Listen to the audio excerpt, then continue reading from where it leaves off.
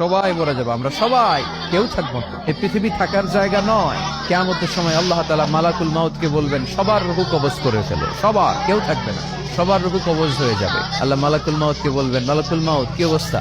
বলবে সব শেষ। মাইয়াপ্পা, কে বাকি?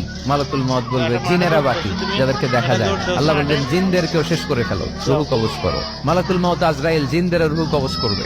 আল্লাহ এবার জিজ্ঞেস করবে, ইয়া মালাকুল মাউত আখবিরনি মাইয়াপ্পা, এবার বলো আর কে বাকি? মালাকুল মাউত বলবে, আল্লাহ মানুষগুলো সব শেষ, জিনগুলাও শেষ, এবার বাকি ইবলিস শয়তান। কে বাকি?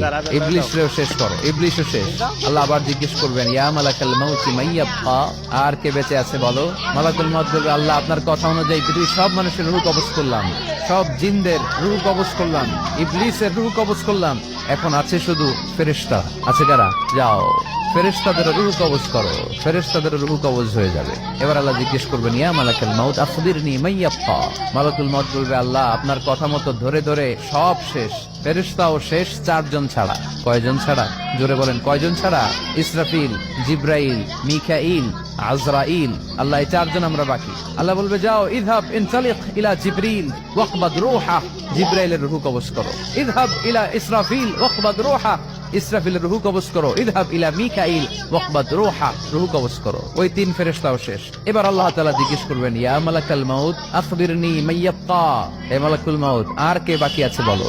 মালাকুল মাউত বলবে, আল্লাহ আপনার কথা মতো মানুষগুলো শেষ, জিনগুলো শেষ, ইবলিস শেষ, আমার বাকি 3 ভাই ইসরাফিল, মিকাইল, জিব্রাইলও শেষ, শুধু আমি, শুধু আমি। আল্লাহ বলবেন, কেউ নাই? মালাকুল মাউত বলবে, না আল্লাহ কেউ নাই। এবার আল্লাহ তাআলা বলবেন, মালাকুল মাউত তুমি তো সবাই রে মারছো, এবার তুমি মরো, এবার তুমি মরো, তুমি মরো। শোনার সাথে সাথে মালাকুল মাউতের কাঁপুনি ছুটে যাবে, খিঁচুনি এসে যাবে ভয়ে। আল্লাহ বলবেন, কাঁপুনি দিয়ে তো লাভ নাই, কারণ কুল্লু নাফসিন যায়িকাতুল। রব্বুল আলামিন বলবেন, মালাকুল মাউত কেঁদো না, এটাই দুনিয়ার বিধান, আমি আল্লাহর দেয়া বিধান, এটাই, জন্মালেই মরতে হয়। যাও জান্নাত জাহান্নামের মাঝখানে একটা জায়গা আছে, জায়গাটার নাম হলো আরাফ। এই আরাফের মধ্যখানে যে দাঁড়াও, ওখানে যে মালাকুল মাউত কাঁপতে থাকবে।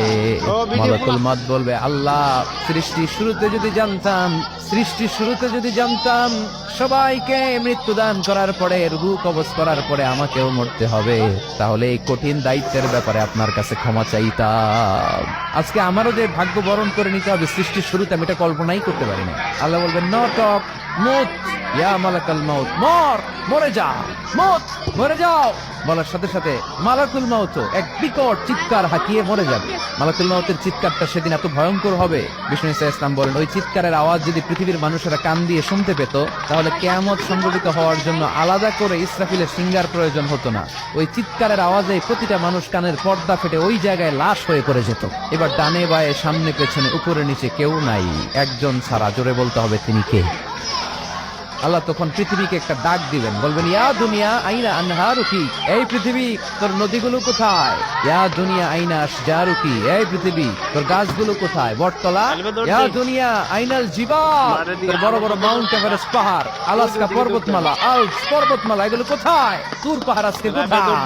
ইয়া দুনিয়া আইনাল মুলুক, রাজা বাদশারা কোথায়, যারা ক্ষমতার দাপটে পা জমিনে ফেলতে চাইতো না? আইনাল জাবাবেরা, অত্যাচারী শরীরের শাসকগুলো আজকে কোথায়? কোথায় আজকে? কোন আওয়াজ নাই। আল্লাহ তখন হুঙ্কার দিয়ে বলবেন, লিমানিল মুলকুল ইয়াউম, who belongs the kingdom today. আল্লাহ চিৎকার দিয়ে বলবেন, আজকে ক্ষমতা কার? আওয়াজ করে বলেন, সেদিন ক্ষমতা কার? আল্লাহ সেদিন প্রশ্ন করে নিজেই নিজের প্রশ্নের উত্তর দিবেন, লিমানিল মুলকুল ইয়াউমা লিল্লাহিল ওয়াহিদিল কাহ্হার।